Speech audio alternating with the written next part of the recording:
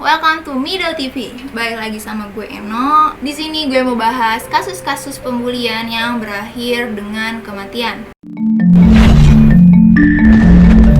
Kenapa gue tertarik banget mau bahas ini? Karena zaman sekarang pembulian itu udah kayak hal yang katanya wajar. Padahal sebenarnya orang yang dibully itu pasti kan punya mental yang beda-beda ya, punya perasaan yang beda-beda juga. Jadi ada yang nerima, ada juga yang enggak. Sampai-sampai ada beberapa orang yang mengalami pembulian sampai dia mengakhiri hidupnya sendiri.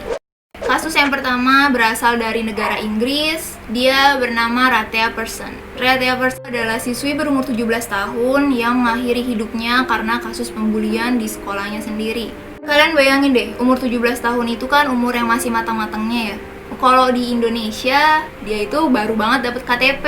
Terus dia itu pasti hatinya sangat sensitif karena dia bisa-bisa berpikir yang sangat pendek sampai-sampai dia mengakhiri hidupnya sendiri. Kisahnya itu berawal dari waktu Raytea berumur 15 tahun, dia sama 4 orang pemuda laki-laki yang si Raytea sendiri ini tuh gak tahu siapa. 2 tahun kemudian kasusnya itu tuh kayak muncul lagi. Jadi ada oknum yang gak tahu siapa tiba-tiba nyebarin foto-fotonya si Raytea ini waktu sama 4 orang pemuda ini. Katanya sih yang nyebarin adalah pelaku pemerkosaan si Raytea ini. Gila gak sih, jahat banget. Dari situlah berawalnya kenapa si Raytea ini bisa dibully sama teman-temannya. Di sini gue anehnya sih harusnya ya, kalau teman-temannya udah tahu temennya sendiri itu punya kasus yang menurut gue itu kan kelam ya, sakit banget kalau buat diingat lagi. Tapi teman-temannya bukan yang nge-support, bukan yang nyemangatin, ini malah ngebully si Raytea. Sampai-sampai tuh banyak banget message di akun-akun sosial media Raytea yang berisikan tentang yang gak jelas gitu. Sampai ada beberapa laki-laki yang mengajak Raytea untuk seperti itu sama dia, padahal Raytea nggak tahu dia itu siapa. Disitulah Raytea mungkin pikirannya terganggu, terus hatinya juga tidak menerima kalau dia dibully seperti itu. Terus dia tertekan sampai akhirnya dia memutuskan untuk mengakhiri hidupnya di umur 17 tahun di tahun 2013. Gila banget gak sih, dia di umur 15 tahun udah ngalamin kejadian yang sangat sedih, yang sangat memilukan, yang sangat sakit banget buat diinget di umur anak yang 15 tahun. Terus pas dia beranjak dewasa, dia pengen ngelupain masa lalunya, juga dia pengen hidup normal sama temen-temen di sekolahnya, malah dihancurin gitu hatinya sama pikirannya sama temennya sendiri lagi.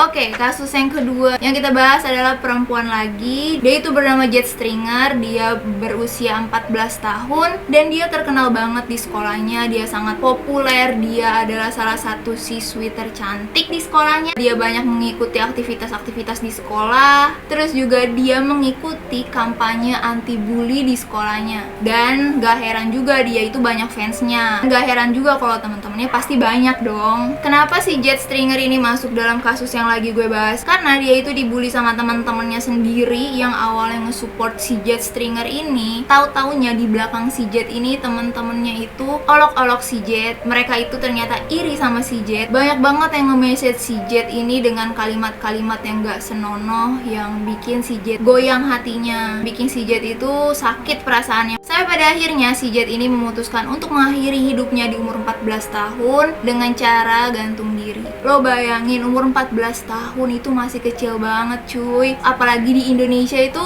SMP gak sih? Itu SMP, di umur 14 tahun dia dibully sampai dia akhirnya memutuskan untuk bunuh diri. Oke, kasus yang berikutnya berasal dari Indonesia, tepatnya di Yogyakarta. Ternyata di Indonesia juga ada dong. Dia bernama Yoga Cahyadi dan akrab dipanggil sama teman-teman dekatnya atau teman-teman di sekitarnya itu adalah Bobby Kebo. Dia nekat mengakhiri hidupnya ini karena dibully, dan kasusnya itu berawal dari ada sebuah acara band yang bernama Lockfest 2. Jadi ini udah Lockfest part 2, part 1-nya mungkin udah berjalan lancar. Nah, di Lockfest part kedua, si Bobby inilah yang menjadi ketua panitianya.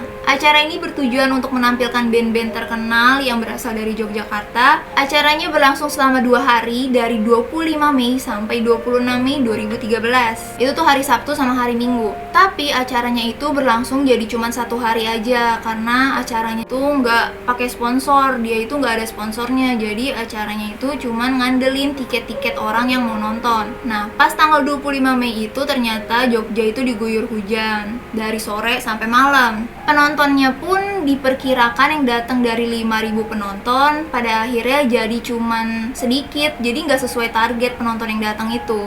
Beberapa penonton pun mungkin jadi ada yang kecewa karena guest star yang mungkin mereka tunggu-tunggu itu gagal tampil. Alasannya karena fee dan kontrak mereka yang belum selesai. Dari situlah banyak banget penonton jadi ngerasa kecewa, mungkin dia udah datang-datang terus tiba-tiba guest star yang mereka tunggu-tunggu jadi nggak tampil. Karena masalah itulah si Bobby ini sosial medianya itu dibanjiri sama komen-komen kekecewaan dari para penonton di acara Lockfest 2 ini. Karena komen-komennya yang di sosial medianya Bobby jadi ngerasa gak nyaman, terus dia tertekan sampai pada akhirnya si Bobby ini mengakhiri hidupnya pada tanggal 26 Mei 2013 di rel kereta api. Sebelum Bobby mengakhiri hidupnya, dia itu menulis caption terakhir di salah satu sosial media dia yang mengatakan, "Terima kasih atas segala caci maki @Lockfest2, ini gerakan-gerakan menuju Tuhan, salam." Itu adalah caption terakhir dari Bobby sebelum Bobby mengakhiri hidupnya. Gila gak sih? Cuman karena si Bobby ini ketua panitia dari acara itu, terus acaranya gak berlangsung dengan lancar, terus dia dibully sama orang-orang yang dia sendiri mungkin gak kenal, sampai mungkin pikirannya dia gak nyaman, terus dia